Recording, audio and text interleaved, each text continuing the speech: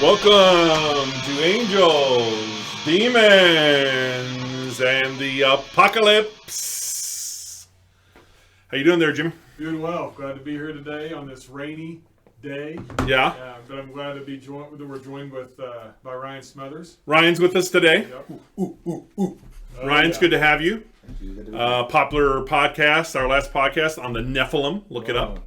And whether they are angels or men. I think we figured that one out. I think my side is pretty lame. My side was pretty low. I found out that most people believe that the sons of God are angels. And you don't have to believe stuff based on the amount of people that believe in it. No, but it is interesting when you look at Orthodox people you look at the who facts. believe in orthodoxy that are not heretics, and they hold to it. Because I count you guys as heretics and myself as Orthodox. Fair enough. We had a good conversation on the Nephilim.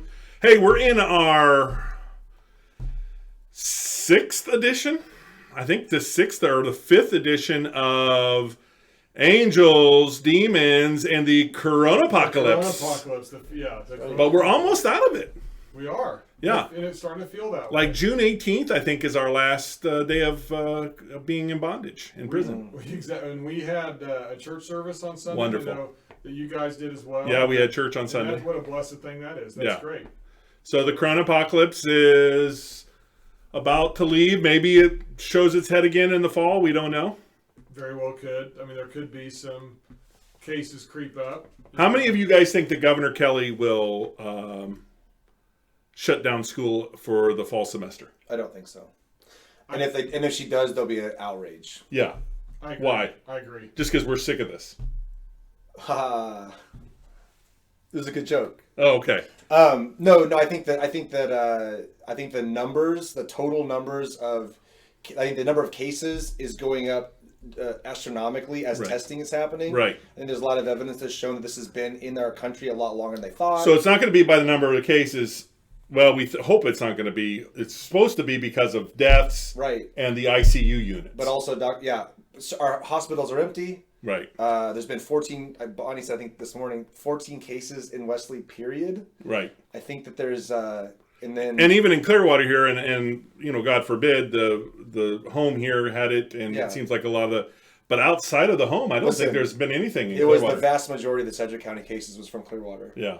And that's unfortunate. And from the nursing home, and it's very unfortunate, and people are losing their life, and that's horrible. But I agree that I haven't heard of much of anything in our area or in Clearwater aside from the. Very interesting how this has. Check this out, Go ahead. Dr. Burks, the one half of the medical expert team that speaks all the time about the coronavirus. The Burks and Fauci. Yeah, she's all the time now talking about how she thinks that the death toll numbers are wildly inflated. Something I've been talking about for a while. Yeah, you said that to me a number of weeks ago. She says that the death toll is wildly inflated, and there's a lot of information right now showing that because there's no pneumonia and there's no flu. Yeah, and then everything's being attributed to COVID. And a lot of people coded because the new guidelines to code for COVID, they coded without testing. They coded based on like what they thought was the case. Also, in Chicago, there was a woman that came out and said that, or some authority who came out and said that technically if someone like died in a car crash, but they thought there was some sort of a COVID connection, they would be coded as a COVID death,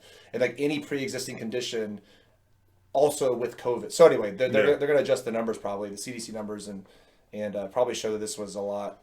Listen, I was an early adopter that this is a thing. Yeah. But also it certainly has not been what we thought it was going to as scary as What do you think it's going to do with fear, Jimmy? What do you think fear is going to play as we come out of this?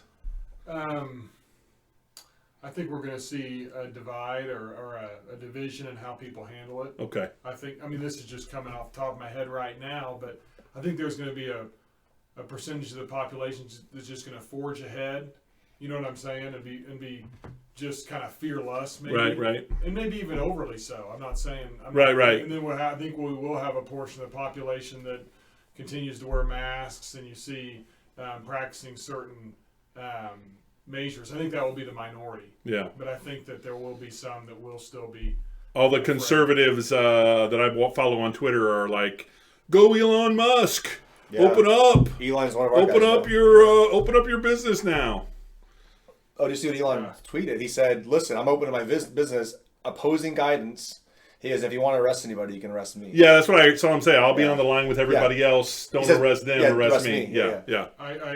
It's very interesting that your opinion about the virus and what to do about it is divided pretty squarely along your party line. Yeah. It seems like if you're a progressive and you want and you don't like the current administration, you want this to be the worst thing that's ever happened. And small business entrepreneurs, not that Elon Musk was a small business, but entrepreneurs and small business tend to lean conservative because they want less regulation. Of course. They want open business. Yeah. Interesting. And you can look at your Facebook feed, and you're right. Those quote unquote friends on Facebook you have that are more liberally minded, they're going to have a certain type of post, right? And then you see the other side. No, it's true. It is very. It's very true. You've seen both of them. Very obvious. Being optimistic about the virus means that you want people to die. Yeah. And then you got the people on the other side. No, we better not. So it is an interesting. Well, I think at this point the disease has showed its hand. We're not. Obviously, people aren't dying by the billions. Right. Like people that.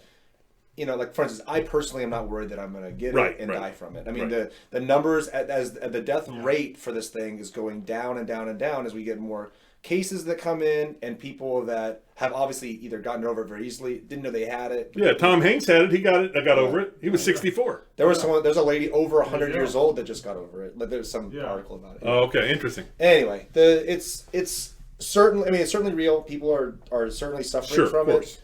We never try to make light of it. How much do we think the death toll is exaggerated? Just out of curiosity, what do you guys think? If it's true that Dr. Birx, who I'm sure put many years into these kind of studies, thinks it's inflated, you've got to think it's really inflated. Yeah. Well, we do know that they were. I don't know. I don't off the top of my head. I can't tell you about the sources.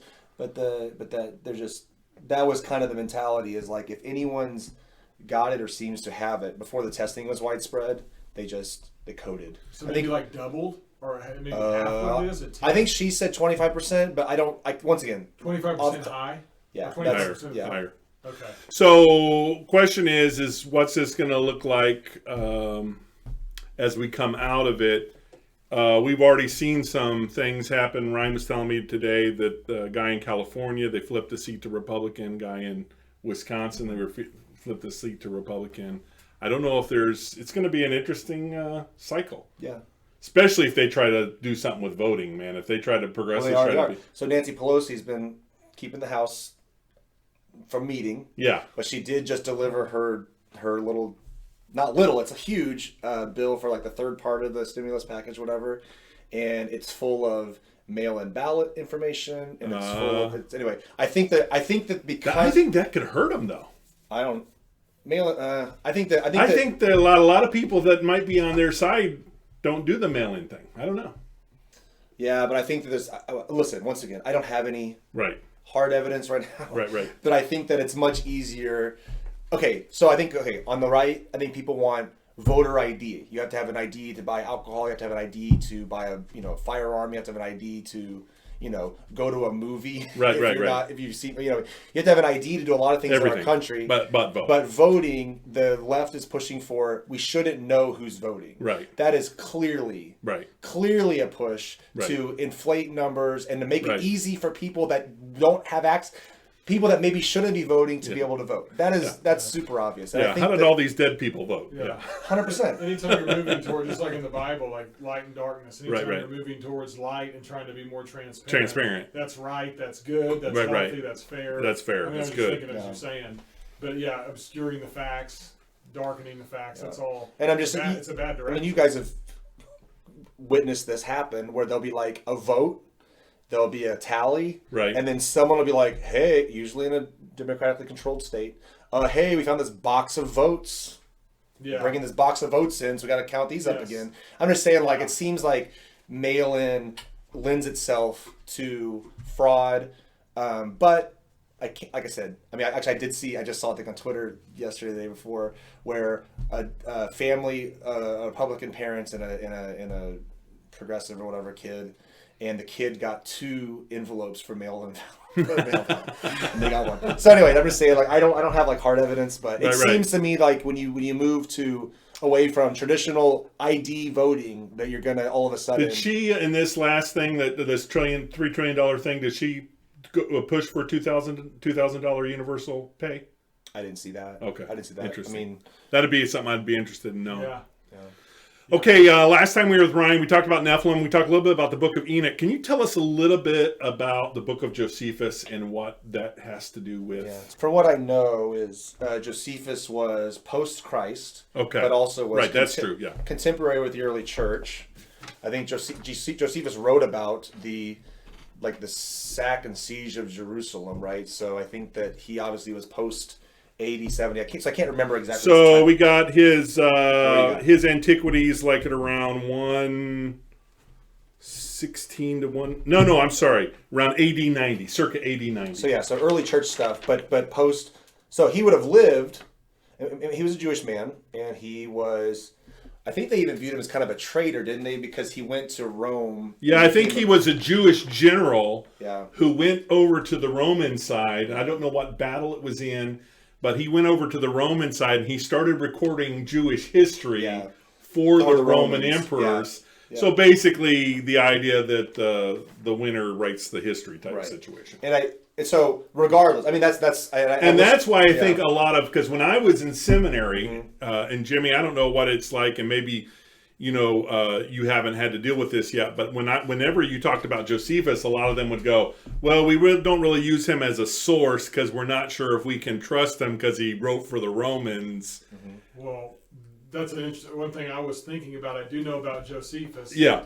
Is that a little bit different, but one thing I remember reading in one of my classes in seminary was that sometimes they're skeptical of some of Josephus' statements because early Christians came in and actually embellished some of the statements. Okay. And there's evidence of that because you can see an older manuscript where he definitely does give good evidence about Jesus. Yeah. It's a good statement, an extra biblical evidence of Jesus' life or something he did. Yeah. Then you can see one that's later where they add stuff like, who is the blessed God, Son of God, and these different statements that you can tell were tagged onto Josephus' writings. So Josephus' writings were good. The original was good. Yeah. And it is evidence, I believe, of Christ and what he did. But the tampering is the thing that people are a little. I wish the early church, some of these guys, I know they're well-meaning in a sense. They, it's better though not to add. Right.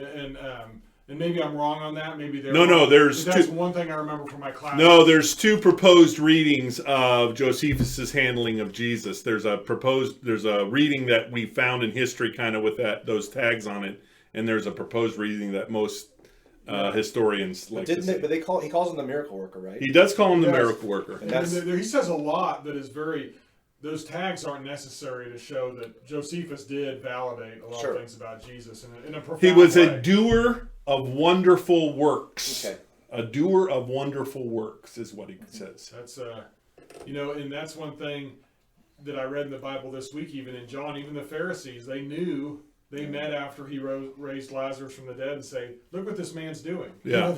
People knew he was doing miracles. Yeah. Whether they wanted to. And Nicodemus, when he comes to Christ, he says, look, we know you're a good teacher. We know you're. In fact, it seems like we know you're of God. Yeah. Yeah. So, obviously the Pharisees had a little bit of trepidation dealing with Christ. And even, you call him Gamaliel? Yeah. Gamaliel. Some people says, there's a weird word. Gamaliel? Some people says, I don't know, Anyway. Yeah. Same thing, and he kind of gave a defense for. Wait a minute, you could tell that he was even a little bit on the fence. Like, look, if don't do any of these guys, if they go away, right? If it's of God, it'll stay. If it's not of God, right? But it says you might even find yourself fighting against God, and I think that Gamaliel was wrestling with the idea that maybe this was a movement that was inspired. But anyway, about Josephus. So I think that's kind of everyone's like gateway into Josephus is he's one of the extra biblical works that talks about Christ. Right. But so that's why I read. So I started getting into Josephus when after the Israel trip, or actually during the Israel trip, because we were so many times. I think Paul, our guide, was referencing Josephus that. He says this. So we talked a little bit about church history, then post-church history, and then also not post-church, but post-Jerusalem history. And one thing that was very interesting was, so I started reading for that to get like kind of the history of like the fall of Jerusalem and stuff. But the thing that I like the most about Josephus is he has a part of his collection called the Antiquities of the Jews, and essentially it is a defense, or I would maybe just a record of all the things the Jews believe. Right. And it's almost an expository walk through the Old Testament. That's what I think is so interesting, because I'm not saying I've read the Bible a million times, but I've read a lot of passages a lot of times, and where I've almost can't look at it, I almost am jaded to it. And then reading Josephus's work, because there's so much tradition, and I'll be the first to say that I don't recognize tradition as on the same footing as Bible, inspired right. scripture, but there's so much of the Jewish tradition and context in his writing where when you read it, you realize this is how they read it. This is how they thought about it. And that can enrich your reading of the Bible. 100%. Yeah. It was a long time ago, and it's a book. Miraculously, it's a book for us today. Right. And it's incredible, really, how much we can directly apply without knowing these things. But there is a lot. And regardless of if you considered like what he's writing is like 100%, true or whatever. I mean, of course, I think Josephus' writings could be embellished and exaggerated and that sort of thing. But I think what's interesting about it is I think he does try to make a faithful, like I said, like a walkthrough of the Old Testament.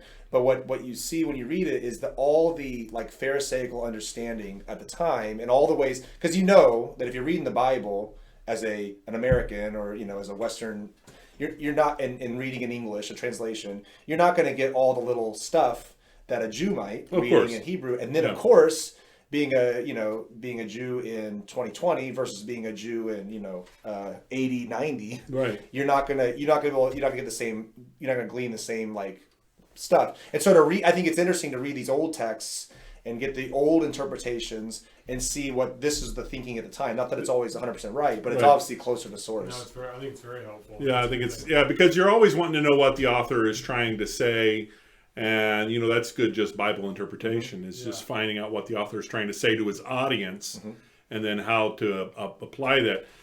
So much of the Bible is less about the character and more about God. It's less about the character that we're trying to, sometimes we make it, and don't get me wrong, the character is very important, but a lot of times it's God's interaction with that character that we need to learn the lesson of, instead of us saying, well, go out there and be a David, face your Goliaths. Yeah. Really, the story is about the God of David. 100%. And you're not David. You and I aren't David in this story. It's not us facing our Goliaths. That's not the point. The point is that God had called this young man and had empowered this young man. And that's the point. Just like the other day, we're reading about Samson. And Samson's just an interesting character all the way around. Yeah. And so, Delilah?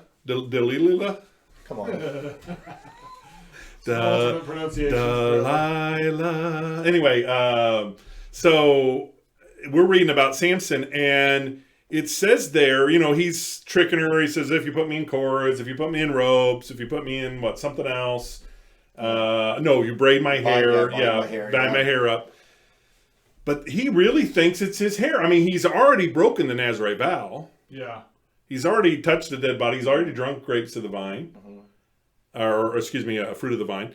And so now he thinks it's not about it. It's about the Lord departing from him. Yeah, you're right. It's about, maybe like you said, because he thinks, maybe this is going maybe deep, maybe he sees that as a sign of his strength because he's violating that willfully. I would say that's the only thing that he had left that he hadn't violated, though, too. Yeah. Well, yes.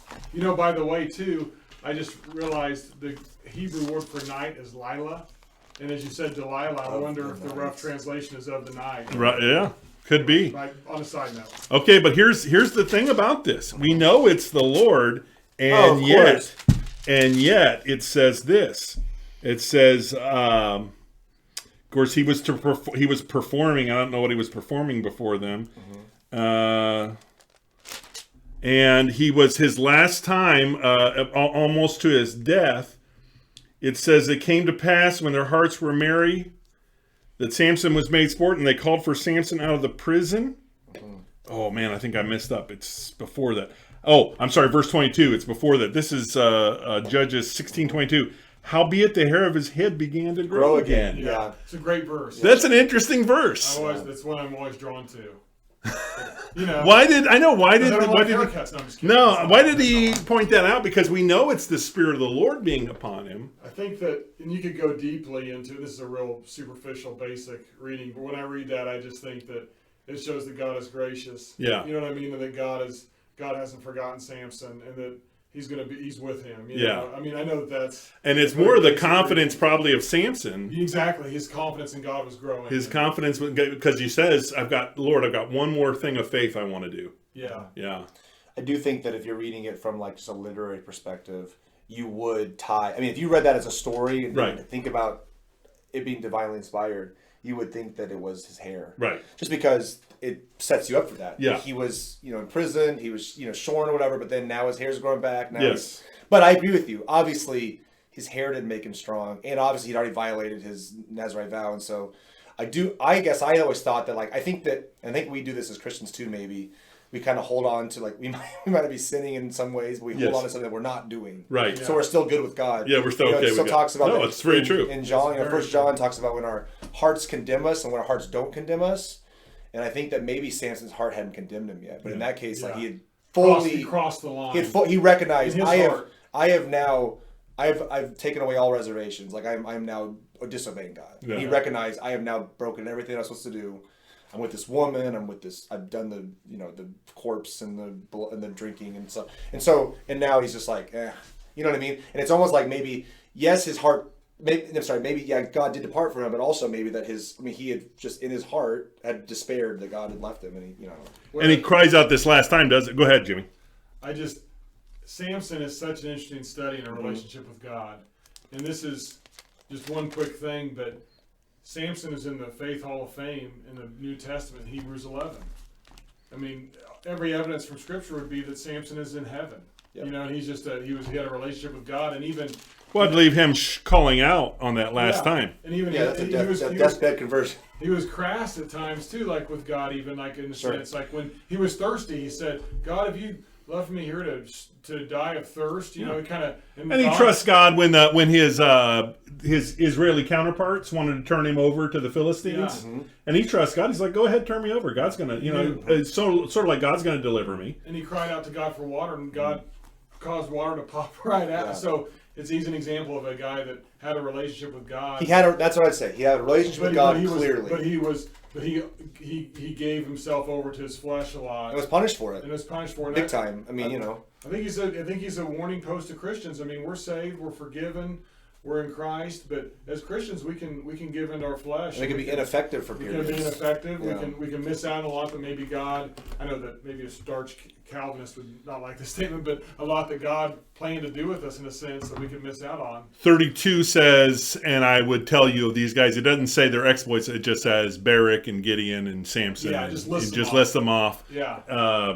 Which Samuel's in that list, and my goodness, Samuel is like one of the greatest men of all time. But well, certainly. Okay, let's remember that Samson did do very faithful things. Oh yeah, and was a scourge against the Philistines and brought Israel out of the oppression of the Philistines. I mean, so he obviously opposed the Philistines several times. Killed a whole bunch of them with a jawbone. Those were actually jawbone of a jackass. That's my favorite story, man. As a kid, I was like, I wish I could see that scene, man. I just envision a jawbone kind of partially covered with dust and dirt, and he just picks it up and it just slides off of it. Yeah. And he's got a weapon in his hand because it's Samson. Yeah. And then obviously the end. I mean, he obviously brought judgment on the Philistines. Yeah, let me read the ending. It's verse 28 of Judges. Here's what he says: And Samuel called on the Lord and said, "O Lord God." So Adonai, and I found out reading this week, by the way, Jimmy, that when I always knew that when L, capital O, capital R, capital D was capitalized, that of course means Jehovah Yahweh. Yeah. In our scriptures, when we see those capitalized, I didn't realize that when capital G-O-D was capitalized, that it also was Yahweh. Didn't know that. But the reason that is because before they put Adonai, they put Lord, Lord, and so in our English would translate Lord God.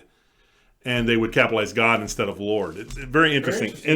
So he says, "O Lord God, O Lord, O Adonai, Yahweh, remember me, I pray thee, and strengthen me, I pray thee, only this once, O God, that I may be at once avenge the Philistines for my 2 eyes. And here's him calling out on the Lord. It's one thing I love about Samson is we're human. I mean, like someone could dissect that statement and say, hey, it's kind of a selfish. I mean, he wants to get revenge on his enemies. He's crying out to God for help to get revenge on his enemies. But, you know, that's overly spiritualized. Yeah. He's a man that's crying out for God's help. Right. And God helps him. Yeah. You know what I mean? Like, I think sometimes if we need help with something, you know, cry out to God for help. Why does God like it when we cry out to him, you think? Listen, that's something we talk about a lot in my Bible classes. Like, I think that one thing that we do as Western Christians is we have an idea of what a Christian is, and we kind of do it, you know, sort of because it's like our good medicine or whatever. But the people who God used the most in the Bible, like, wrestled with them. Like, they really, like engaged God. And I think in the same way, like, if you've got a good friend, you don't talk to your friend, like, once in a while and just kind of say, you know, some very obligatory things to them. Like, you engage in them, and like some of your really good friends, like, you really like go through some stuff with them, you know. And I think that you wouldn't just spend such a limited. Anyway, I think that these people that God uses the most are those who make themselves the most available. And also, like with Samson, there's no doubt in his mind he wasn't like thinking about God half the time, or like wasn't aware of God. You know what I mean? Like, he was aware of God working in his life, and like he was obviously a useful tool of God's for a lot of different cases. But he was convinced, and when it came time, he knew that God would act through him, like, and he didn't doubt that at all. There's no doubt in Samson's, like, you know, you don't ever get any doubt from him, right? Yeah. And so I think that's the case with a lot of the Old Testament people. Like, Saul doubts God, and he's always trying to do his own thing, like trying to like invoke God, right? And he's trying to like go through the motions. Where David just puts himself out there and knows that God will get him through. You know what I mean? Like, it's one's like a superstition, and one's like a faith, a true faith. Yeah. Let me read out of Isaiah 62. I find this so interesting, Jimmy. I have watchmen upon the walls, O Jerusalem, which shall never hold their peace day and night. Here's what he means by never holding their peace. Verse 7, and give God no rest till he establish and he makes Jerusalem a praise in the earth. It's like these watchmen, God's saying, this is the prophet, and they're saying they're just going to keep bothering God. Presumptuously come to God. Which makes total sense, because one of Jesus' most famous parables about prayer is this woman who won't leave this judge alone. Yeah. And he's like, oh my goodness, if this woman comes to me anymore, I'm going to have a heart attack. Yeah. Come on, lady. Yeah. And she keeps coming to him. And he says, this is what God really wants from us. And if people are going to take one thing away from this podcast, take more than that, but I think just from talking about that, we need to make audacious prayers to God. Yeah. I mean, man, just to pray big. You know what I mean? Like, yeah. Why not? Pray big. And I think the reason we don't, once again, back to 1 John, we talk about this a lot in my youth group, is like, I think we think of ourselves correctly a lot of times, but also incorrectly, as defeated humans on the mercy of God. I would agree with that. Like, we're just like, oh God, if you just would please. And like, and I think that position that we're taking is because we feel overwhelmed by our unworthiness, that we haven't been doing our daily interaction with God, and we haven't been reading his word and living out Christ. And so when we do approach God, we're like, oh gosh, if you just would look at this. As opposed to, I know people that do this, I think of like Dr. Lindsett or Dean Collar or different men of faith they say, oh no, I have this relationship with God. I'll put it on his bulletin board. You know what I mean? Exactly. Like, this is I'm what gonna we're let him working know on. about it. This is what we're doing. You know. Yeah, And I just think of like, that's the kind of faith I think that 1 John talks about. It's like when our hearts don't condemn us, we can be before God. What condemns us in our hearts is our own picture of our sin, and our own picture of our unworthiness. And God's like, I'm beyond that. And really, it's when we see ourselves as God sees. And also, if we put it, this isn't to undergird like a works-based faith. No. But it is like when our works don't mirror what our faith should be, or what our works should be. It's easy for us to look down on ourselves and condemn ourselves, even when we probably don't stand condemned before God. I mean, He'd like us to do better. Right, of course. But we're His crown. We're His jewel. We're His bride. We're His. And so when beloved, exactly. Where's beloved? Yeah. I think that's really good, Ryan. And I mean, like, you've mentioned this earlier, but maybe in Western civilizations or our philosophy in Western Christendom, we're very focused on a very structured idea of Christianity. Right? You know, we need to, and these, I mean, it's great to read the Bible every day, but a good Christian reads the Bible every day. They pray, they go to church, and those are all good. Right. But at the root of all of it, it's a relationship with God. Yeah. It's a walk with God we have through Jesus. We're forgiven, we're saved, like we said, we're free, and we need to have this faith in God. Yeah, if the Bible brings you knowledge but doesn't increase your relationship with Jesus Christ, it's not doing you any good. Yeah. And if you study these people that had these just, monumental relationships, or they did monumental things for Israel, just for the faith, they aren't characterized by their squeaky clean. They're not. I mean, David's as close as we get. And he did one of the worst things in the Bible. Right. So they say things that are kind of like abrupt and strong and harsh. Absolutely. Keep going. And that's the point. Is that like they engage with God, and I think that the common thing is like they're not like on the fence about what God will do, kind of, or also they're like, I think they're certainly not dealing with like, I wonder if God's even listening, or I wonder like, is God, does he care? You know what I mean? They're like engaging with him as if he's going to respond soon. You know what I mean? And and I think that's the and that's faith.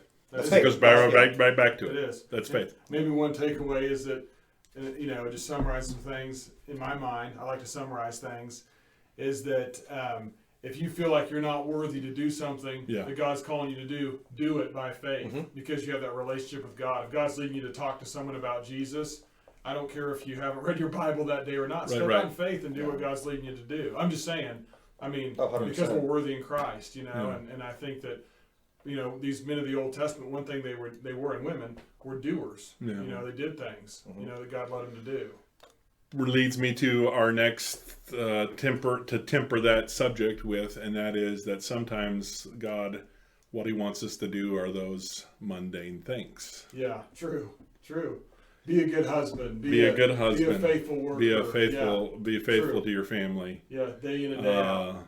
Stay faithful to pastor a church. Yeah, exactly. When that's true. You because we do get to thinking that I need to build my own empire, we are so ambitious in the West. Yeah. We are so ambitious to get a bigger, and I'm talking to my kids the other day, and they're like, a bigger, of course, no, they were raised in smaller churches where it was accountability and people were here for them. But, this idea, and I think God uses bigger churches and he has all kinds of small groups within them, but the idea that getting something bigger isn't necessarily getting it better. That's a great word. I mean, I think that. But we all have these ambitions, Jimmy. Yeah, I do. They're ingrained in me. They're ingrained in all of us. Yeah. And it's the idea that I don't have any ambitions. Okay, they're ingrained in all of us. Ryan, I know you have ambitions, just knowing you. But they're ingrained in all of us, and I'm not saying they're wrong, but I think sometimes God's just calling us. Yeah. To faith. I think that a pastor or a Sunday school teacher or a youth leader, whatever you are, I think you should look at, is God using you to have an impact on these people you've been given? And if that's really your focus, there will be some growth. There will be, but I think that's and that's, like I say, that's not necessarily a natural mentality, but I think that's where we need to strive to look at that, and we want things to grow, but the aspiration for, I think, a lot of young pastors, probably because of what they see, is I want to have a big church. If I want to have a multi-site church, I want to, all these things. That's not really a measure of success in God's eyes. I'm not saying that God doesn't use those. No, 100%. I'm just saying that's not necessily the measure of success. I will say this too. Real quick, just because I think a little bit of this, when I think about what the difference between the church fathers or these Old Testament heroes, and like today, and like talking about growing a church or doing stuff like now in Western Christianity, but they also were like facing huge obstacles, right? And we talk about that a lot too. Is that like part of the reason why I think we don't see these great works of faith and these great healers of faith in our culture is we're so we're so like unchallenged Yeah. in anything, and so it's easy just like to go through your day. Did I pray or did I not pray? It doesn't make much of a difference. Or did I read the Bible or not pray? It's not that much different. Well, the reason is because we're not really, and probably for worse, but I mean maybe for better. I mean you could look at it on both sides. But because we're not persecuted, I don't want persecution, but because we're not persecuted, and because we're not. Because we're so self-sufficient, and because all these things that we don't, it's hard to exercise. And life's easy too. Yeah, and life's easy, Yeah. and so it's easy just to kind of like, whatever. Yeah, because you don't have a Bible someplace, you're going to start memorizing that word. You're gonna start, 100%. And oh, yeah, We've got 10. We've got 10. you got to get. I don't even use my paper Bible anymore. I go online. Yeah. You think about like David and the True. Philistines, and Yeah. you got there. You think about Samson and the Philistines. I mean, it's not always Philistines, but when you think about the Paul in the early church. I mean, even Paul, in his later mission. I mean, he obviously was a person changed radically by God only because of God, and the rest of his life he spent pretty much just jumping prisons because he was, obviously breaking, I guess, Jewish law. Yeah.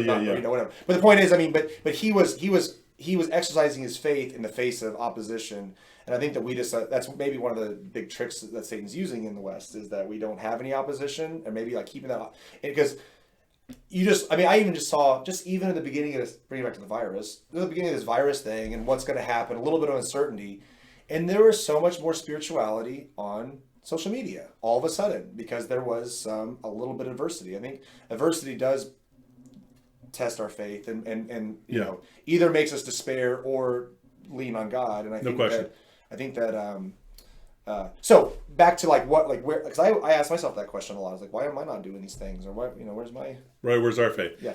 However, we will admit everyone was not a Paul. Oh yeah. And so Paul said, "Jump on board with me. Mm-hmm. Your support of me means you're equal in my work." That's what he says to the Philippians. Yeah. And he says, not every Philippian is going to be a Paul. Yeah. And so God has certain people for certain times. Mm-hmm. Yep. And maybe there's a balance. Maybe God, because he wants to build our faith, maybe there's periods in life where we have to dedicate ourselves more to the mundane Christian walk. And maybe there's times to step out in faith. I mean, in God's perspective, maybe that's, who's to say, but maybe that's a cycle. And did God bring a Keith Kelly to Clearwater for a certain purpose and a certain reason? You got to believe he did. I think so. You got to believe he did, and you got to believe there was a certain calling. For sure. So, and is Clearwater Wichita? No. And is Wichita, some big New York City? No. But it's just, the point is we not all of us are going to be called the Apostle Paul, but there's faithfulness to that. And I think that one thing I was thinking about earlier when we were talking is one thing a Christian needs to foster is a sense of calling. Because and if you don't feel that sense of calling, maybe you need to do something different. Maybe the call is to a Sunday school teacher or whatever. I mean, I think we should all feel called. I think that gives us passion and the idea that God's sending us. Just like Samson. Samson felt called. Yeah. And I feel every Christian's called. And and I feel like we need to have that sense. I think that gives us that confidence in God. Yeah. And that dependence on God. Yeah, among other things, but I think that's important. Because I'm going to call out more. I'm going to say, Lord, I've been given this, and I need to. Yep. I need you. I need your help. And I think you should very much see that as you've been called to Clearwater. I think that's a great perspective for a pastor to have. Yeah. And I know you do. I was just thinking back to the idea of like adversity builds faith, but I mean, you didn't need a Samson in the Garden of Eden, and we're not going to need a Samson in heaven. Right. So I mean, there is also that aspect of like, what is just a relation, what is a walk with God outside of adversity, and that is what we're ultimately working toward, and what we had to begin with, I guess, in humanity. And so there is that too, that we do. God desires peace, and he talks about, as the good shepherd, he takes us to good things, and we have been blessed. I was just thinking, I'm not trying to complain about no adversity. Yeah. I'm so blessed, and I hope that I'm turning that into gratitude and to work for Christ. But pray for the peace of Jerusalem. Not a prayer I often pray. I'm going to be very honest, but pray for the peace of Jerusalem. Yeah. Because peace of Jerusalem means that Jesus comes and establishes his peace. Yeah. We should pray for I was reading this week, this is totally off topic. I'm good at that, but, the Jewish people, the prophecies that are fulfilled about the Jews are incredible. Yeah. In the Old Testament. And one of the ones that stuck out in the reading that I read this week that the author pointed out, I think it was in Zechariah, is that wherever the Jewish people would go when they're dispersed, they would basically face scorn and derision. And how true is that? All over the world, the Jews are really hated and just derided, and they were in their diaspora, the dispersion, the Nazis hated them. It's just prophecy is so accurate. Russians hated them. And now here they are. America hated them, unfortunately. America hated them. In fact, they became the big lawyers in New York City, the Jews did, only because they were hated. So here's what happened. The Protestant white shoe law firms, they didn't do the hostile takeover business because they thought that was ungentlemanly. It wasn't their country club, martini sipping group, and they didn't like to deal with. So what they do is they would hire the Jews, the Jewish lawyers. They wouldn't invite them to come into their firms, but they'd hire them to do the hostile takeovers. Well, by the times it's 70 and 80s, that's all it was hostile takeovers. And the Jewish lawyers knew how to do that. And that's the reason why all these huge Jewish law firms were so big and successful in New York City. It was because they wouldn't accept them into their law firm. They gave them that work to do, and they pushed it out to them. And then when that started being all the work, the Jewish guys started rising up. So it's interesting how even that was because, well, your descendants, we can't hire you because of your descendants. Was that in your Outliers? That was in the Outliers book. Well, It's very interesting. It just shows kind of a combination of God's maybe judgment because of certain things in Scripture, but also His preservation and blessing. That He does bless the Jews. He has blessed the Jews in different places. I believe He'll preserve them. I believe He but will. There is judgment too with things as well. I do believe in the 1,000-year kingdom. And it does bring us back to that was the original thing was the extra. Actually, we talked about coronavirus for a little bit, but the Antiquities of the Jews is so interesting because from Josephus. Yeah, because it is their obviously the Old Testament history, but also like their knowledge, or the extra knowledge that he puts into it, just of the knowledge of the day.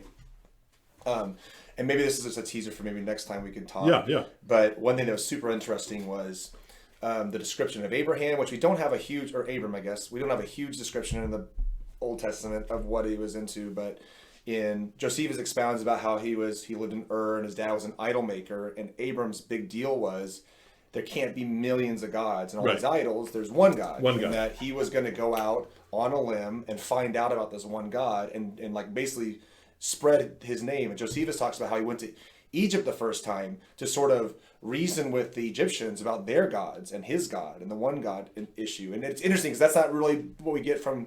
it's extra biblical, but still. It certainly could be true. But what's really fascinating, and this is something that I also picked up from going on an Israel trip, was I really want to find out where Islam came from and what the point was with it.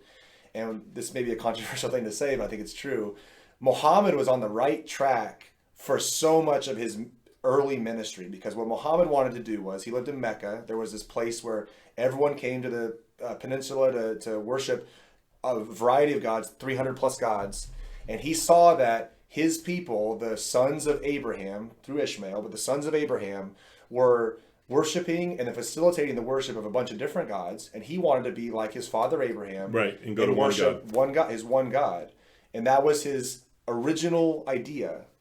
Now, after that, there's a lot of things that happened. If only he would have come to Jesus. Well, it's interesting because he didn't. As God's son. When he destroyed all the idols, when he took over Mecca, he left Mary and he left Jesus in the Kaaba. Because he had respect for people of the book. Absolutely. Well, I heard too, this is a very overgeneralization, but at first he kind of thought the Christians would embrace him because he was one God. Thought he was serving the God of Abraham. Yeah, he was a monotheist. But then when they opposed him because obviously he wasn't embracing Jesus, he totally flip-flopped and became a persecutor of Christians. Yeah. And there's a big reason why Islam is so similar to Judaism is because when Muhammad went to live in Medina, when they kicked him out of Mecca at first because of what he was saying, they went to Medina. He lived with Jews, and he and basically it's just there's so many connections. In fact, I would say there's a connections also with the Catholic Church. He visited church. I already visited church services as a child, Christian church services as a child. I believe it as well. But the thing that's interesting about Judaism, Islam, Catholicism, they each have a source text. In fact, they all base their religion, their faith, on the Old Testament scriptures, the scriptures that we all... So I'll put Christianity there. But in Judaism and Islam and Catholicism, they consider their tradition to be equal to their source text. And the fingerprints of humanity is all over their extra biblical beliefs, and that's what defines them. And because they hold to those over the scripture, that's why they're different than Christianity. That's why. Hey, listen, we need to finish up there. We're going to need to get back together and talk about antiquities. Hope to see you next time on Angels, Demons, and the Apocalypse.